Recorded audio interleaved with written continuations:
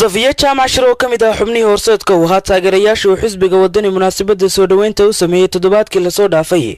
ayaa waxa loo geystay dhaawac iyadoona nabar ay gaarsiiyeen sida TV-ga Star u sheegtay koox dhalinyaro ah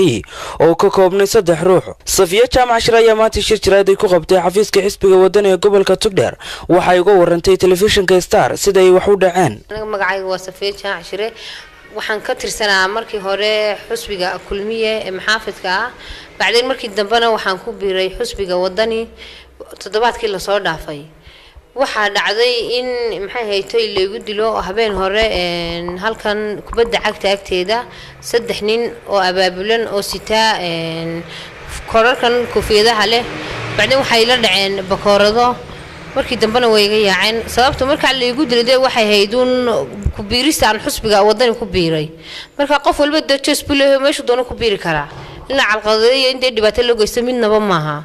حسب جودنا نلا شيء ونهاننا ها لبها ما كلك وحنا نقول باقينا إن سد دقارن كا وحلو قبطه geesta kale xogayaa xisbiga wadani ee gobolka Togdheer iyo xubno ka tirsan gudida gobolka ayaa waxay wax la yaabo ku tilmaameen in qof lagu waxyeelay aragtidiisa waxaan ilaamaha ammaanka Soomaaliland ugu baaqeen inay ka howlgalaan soo qabashada dadkii falkaasi geystay waxaana yiraahdeen halkan waxa warka aan ku helay habeen hore in inanta 3 nin oo abaabulan adigu cid soo abaabushayba ay dhibaato ugu geysteen inanta oo lagu dilay laguna garaacay sida daraadeed waxaanu leenahay haddaanu nahay mas'uuliyiinta xisbiga heer gobol waxaanu leenahay ilmada reeyaalow ammaanka hal ilaashado qof waliba isaga xor oo ah meeshuu galayo iyo meeshuu ka baxayo saddexda xisbi qaran waa isku mid saddexduba waa sharci ka hadii hadaad ka gashay hadaad ka baxdo labadaba xor baad u tahay dadka ha loo ixtiraamo dooqooda iyo jooskooda ha loo ixtiraamo nabadgelyadana ha la ilaaliyo. Safiya Jaamac Shiro arinta ku dhacday ee foosha xun leh waxishnimada waanu ka xunahay waanu cambaarayna ka xusbi iyo ka gudiyahanba kamana hari doono arinta dabagalkeeda iyo kamradhelinteeda waxaan anigu aan la hadlayaa si gaar ahaan loo hadlayaa hay'adaha nabadgelyada waxaan leeyahay waxyaabahaas waxay keenayaan nabadgelyo darro waxay keenayaan bulshada oo xumaata waxay keenayaan amni darro waa in si degdega wax looga qabtaa